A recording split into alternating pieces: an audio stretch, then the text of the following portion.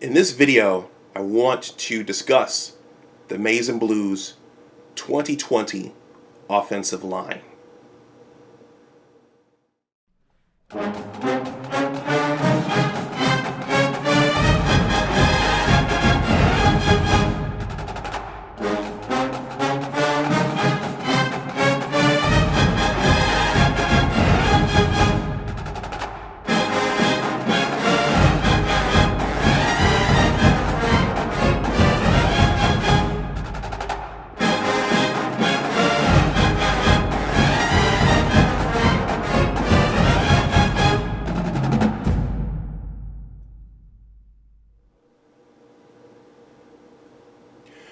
Welcome back to my channel.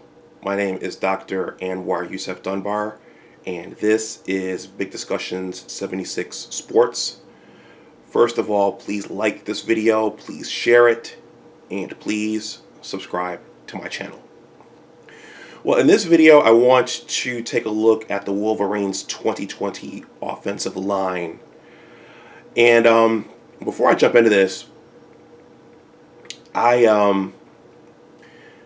in previous videos, I've been showing some of my own writings. I'm a scientist and a writer, and I wrote an essay for A Voice for Men about what football teaches boys. And as a part of my personal story, I did not get exposure to football until probably late middle school and in high school when our Buffalo Bills got really, really good. And in that essay, and also in the book I'm working on, I talk about how I went out for my high school football team as a junior. And up to that point, I hadn't done any hitting. I had never worn a helmet. I had never worn shoulder pads. I'd never really competed out in the elements at all. So all that was new to me, and it was a lot to start at that age. And I honestly lasted only a few practices before I turned my helmet in to my high school football coach and just gave up, and I went and ran cross country instead. But the reason I'm pointing this out now is because as I was thinking about this video, I realized that based upon my 40 time, which was not very impressive, my high school football coaches, they wanted to put me on the offensive line at center.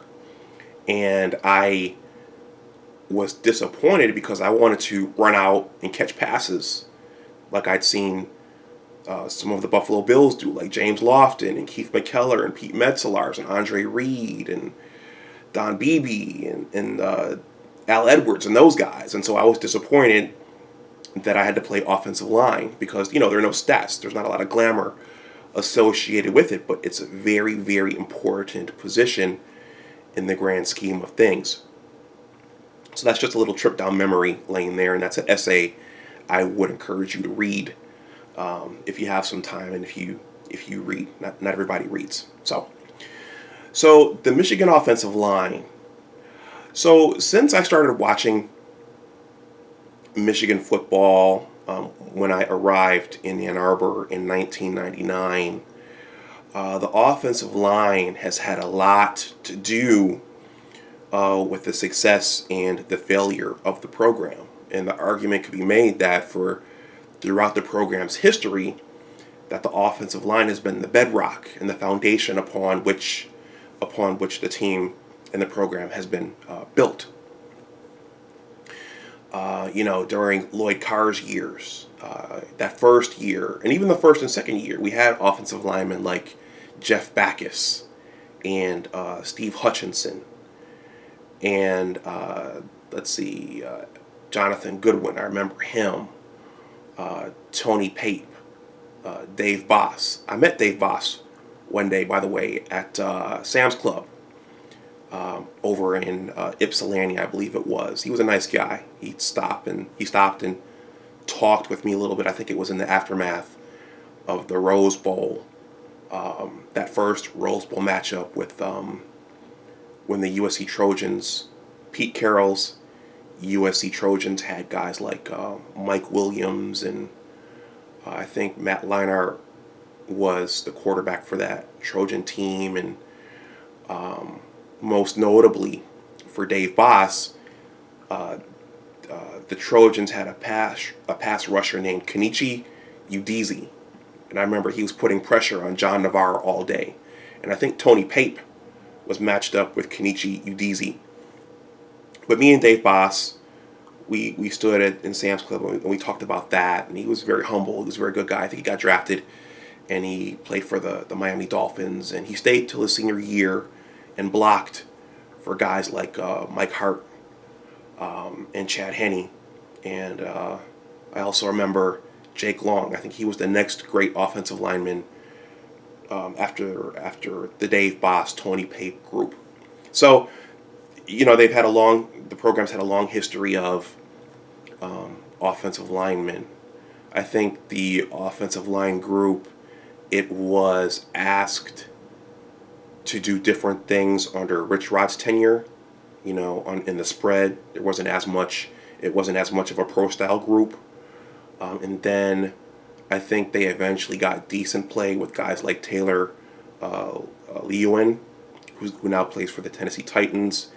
And then I think under Brady Hoke, the offensive line play for some reason took a dip when they tried to transition back into an offensive pro style offensive scheme. And when Jimmy took over, I think they got mediocre offensive line play that 2015 year, and I think it was good enough. It was definitely better than what Brady Hoke had under his last 3 years. But I think the 2015 year, it was good enough. And then the 2016 year, which again I think was one of Jimmy's best chances to beat Ohio State and to get into the college football playoff, I think the offensive line, it was just good enough to be competitive, but it wasn't good enough to close out games on the ground. I'm thinking about that game down in Iowa City when Wilton Speight broke his collarbone, and I'm also thinking about the Ohio State game. If our offensive line could have just produced enough push, we probably would have gotten to Indianapolis, and we would have gotten into the playoff. But no matter how strong an arm your quarterback has, like Wilton Speight, and no matter how good of a receiving core you have, that year we had J.U. Chesson and Amara Darboh and Jake Butt, if your offensive line cannot impose itself and impose its will late in games, you're not going to be in that top tier of teams on the national stage. So for this intro, now that I'm off that soapbox and that history lesson, for this intro, I could only use a few pictures from guys who had played the previous year, and that's indicative of how inexperienced this group is going to be, that we're going to have for 2020. And this is captured in an article from the Detroit News, which I'm going to leave in the description box below. So that article discusses how there's a group of younger players who are going to have to step up into the starting lineup for the first time full time. And also in that article, at the time it was written, I think it was about a month ago, it stated that the offensive line, the lineup hasn't been set yet. So I think they've been, trying to see what works and what the best mix of players is going to be. So as we know, while we've lost players like Nico Collins and Ambry Thomas, Jalen Mayfield was gracious enough to come back and play what I believe is his last year. So he's going to be the dean of the offensive line. Other names of players who are in the mix are Andrew Stuber, Andrew Vastardis, Chuck Faliglia, Carson Barnhart, Ryan Hayes, and Trevor Keegan. And what's cool is that looking at their heights on the MGO Blue website, some of these are some pretty big kids in terms of height and size. So if they can gel into a cohesive group, whichever the final lineup is, they have a lot of physical upside. But again, they have to gel and they have to grow into those positions, just like Joe is going to have to grow into the quarterback position, which, depending upon how things go, it could either be slow and painful or it could be accelerated. But his development is going to have a lot to do with how the offensive line plays. So while they have that tremendous physical upside, ultimately we're going to go back to whether or not they will be able to effectively pass block and run block, and that's going to be the key for them, and it's going to be the key for the whole offense. And as I will describe in one of my last videos in the lead up to the season, that's going to have an impact on the defense as well. And we've seen in previous years that the mediocre output by our offense has impacted the defense and the overall health of the team. Football is a unique sport in that you have different players playing offense and defense, unlike basketball where the players are playing both. And so you have three distinct units, because the special teams can impact both the offensive and the defensive units as well. But if one phase is not clicking and if one phase is grinding along, it puts more pressure on the other phases. And that's what we experienced last year, and that's arguably what we experienced in the 2017 rebuilding year. So going back to Joe Milton, he's either going to be able to sit back and play pitch and catch with his young wide receiver core, or we're going to see his jets and we're going to see how mobile he actually is. So he'll either be comfortably sitting back there or he'll be running for his life. And we're also going to see if they're going to be able to open up running lanes for our young running back group. Chris Evans, we know that he can get out and catch the ball as well, but again, you want to have some semblance of balance between your passing game and your running game, even though we are in a speed and space offense. Shout out to Josh Gaddis.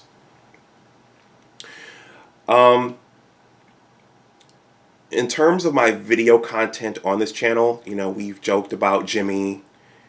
We've beat up Jimmy, or old khaki pants, as one of my commenters called him. We've beat up Dr. Defense a little bit. Josh Gaddis even got heat in my video regarding his choice words for Ohio State. But another key coach on Jimmy's staff is Ed Warner. And I think Ed Warner is solid. Of all of Jimmy's coaches and assistants, I think Ed Warner is the real deal. I believe he got full control over the offensive line after that tumultuous 2017 season.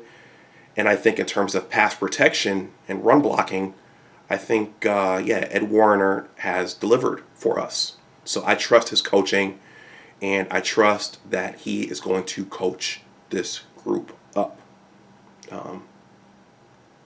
So in closing, the offensive line, this is going to be a young group. They've got a lot of physical upside and potential. And how they do is going to impact not only the offense, but also our entire football team. So I'm going to stop this here. Please let me know what you think in the comments section below. I haven't done this in a while, but please like this video, please share it, and please subscribe to my channel. Help push me up to 400. Go Blue, and as always, remember, that your attitude determines your altitude. Take care, and I'll talk to you the next time. Bye-bye.